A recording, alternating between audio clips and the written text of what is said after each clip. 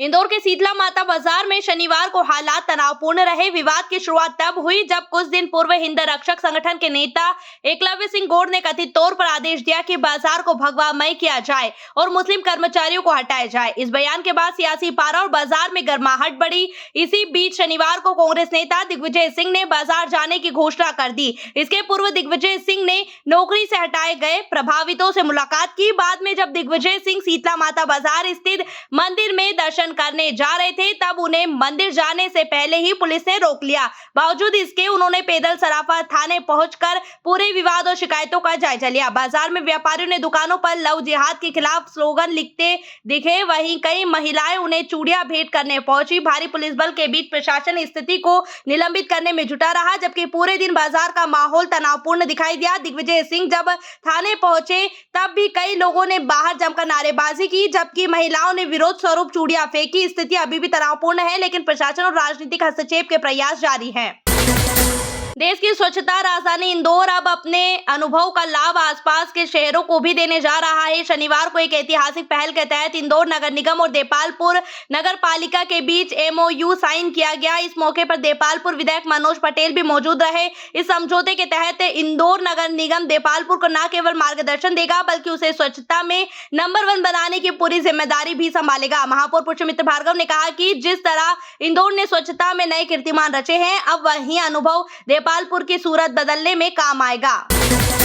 इंदौर के प्रतिष्ठित अनाज तिलहन व्यापारी संघ की चुनावी प्रक्रिया शनिवार को पूरे जोश और उत्साह के बीच संपन्न हुई। कुल 30 पदों के लिए हुए इस चुनाव में 2 प्रमुख पैनल आमने सामने रही। एक और व्यापारी एकता पैनल तो दूसरी ओर युवा विकास पैनल ने अपनी अपनी साख दांव पर लगाई। करीब 700 सदस्यीय संघ में व्यापार जगत की प्रतिष्ठा दांव पर लगी है। मतदान के बाद अब निगाहें मतगणना पर टिकी है, जिसके परिणाम स्वरूप शनिवार देर रात तक आने की बात कही गई है। शनिवार को सुबह से ही अनाज तिलहन व्यापारी संघ के कार्यालय में गहमा गहमी का माहौल रहा।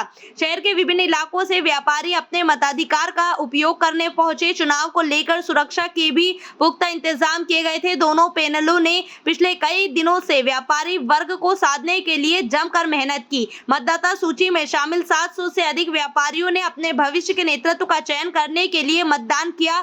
समाचार दिखाए जाने तक चुनाव संपन्न होने के बाद मतगणना की तैयारी शुरू हो गई थी। देर रात तक परिणाम घोषित किए जाएंगे, जिन पर पूरे शहर की निगाहें टिकी है। इंदौर में इस बार नवरात्रि के बीच ही फूलों के बाजार में अप्रत्याशित गिरावट देखने को मिल रही है। जहां पहले बारिश से फसल प्रभावित होने के कारण कीमतें बढ़ने का अनुमान लगाया जा रहा था, वहीं कमजोर मांग के चलते खासतौर पर गेंदे के फूल के दाम अचानक नीचे आ गए। शनिवार को थोक बाजार में गेंदे का फूल मात्र 15 से 20 रुपए किलो में बिकता नजर आया, जबकि गुलाब के फूल की कीमत 60 रुपए किलो पर स्थिर बनी हुई है। नवरात्रि पर्व के दौरान आमतौर पर फूलों की मांग में तेजी रहती है, लेकिन इस बार इंदौर का फूल बाजार कुछ अलग ही तस्वीर दिखा रहा है, जिसमें किसान, व्यापारी और ग्राहक सभी खुश नजर आ रहे हैं। इंदौर में स्वच्छता के जज्बे को खेल के मैदान तक ले जाने का अनोखा नजारा देखने को मिला। नेहरू स्टेडियम में शनिवार की सुबह सुपर स्वच्छता लीग के तहत एक रोचक मैत्री क्रिकेट मैच खेला गया। इस मैच में नगर निगम की टीम नमो वॉरियर्स और पत्रकारों की टीम फ्रीडम स्ट्राइकर्स आमने सामने थी। नगर निगम टीम का नेतृत्व महापौर पुष्पमित्र भार्गव ने किया और खेल के साथ साथ स्वच्छता का संदेश भी दिया। स्वच्छता में लगातार देश भर में नंबर 1 रहने वाले इंदौर नगर निगम ने इस बार स्वच्छता अभियान को रोचक बनाने के लिए खेल का सहारा लिया है।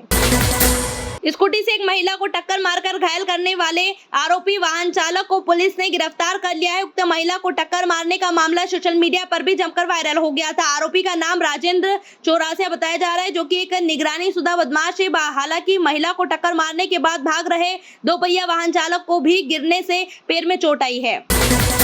महापौर परिषद की बैठक में BRTS कॉरिडोर को पूरी तरह तोड़ने का निर्णय हो चुका है। इसके साथ ही वैकल्पिक यातायात व्यवस्था पर भी काम तेजी से शुरू होगा। वहीं वाहनों की डिजिटल मॉनिटरिंग, ऊंची इमारत की सुरक्षा, एनर्जी ऑडिट और बिलावली तालाब के सौंदर्यीकरण जैसे अनेक महत्वपूर्ण फैसले भी बैठक में लिए गए हैं।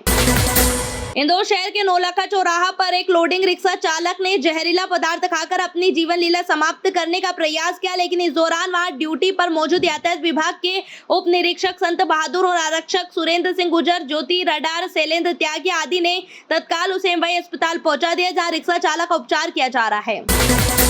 इंदौर क्राइम ब्रांच की टीम ने चित्रगुप्त चौराहा निपानिया रोड से दीपक कुशवाहा निवासी विजयनगर को गिरफ्तार कर उसके पास से अवैध मादक पदार्थ चरस बरामद की है। आरोपी के पास से 520 ग्राम चरस बरामद हुई है, जिसकी अंतर्राष्ट्रीय कीमत 25 लाख रुपए बताई जा रही है। इंदौर यातायात पुलिस के द्वारा नो एंट्री यानी कि प्रतिबंधित मार्ग पर आवागमन करने वाले वाहन के खिलाफ लगातार कार्रवाई की जा रही है। इसी कड़ी में शनिवार को भी 42 वाहन चालकों के खिलाफ कार्रवाई हुई, जिसमें कुछ वाहन जब्त भी किए गए। इधर व्यापारी पुलिस की इस कार्यवाही का लगातार विरोध कर रहे हैं। उनका कहना है कि मालवाहक वाहनों को रोकने से व्यापार प्रभावित हो रहा है।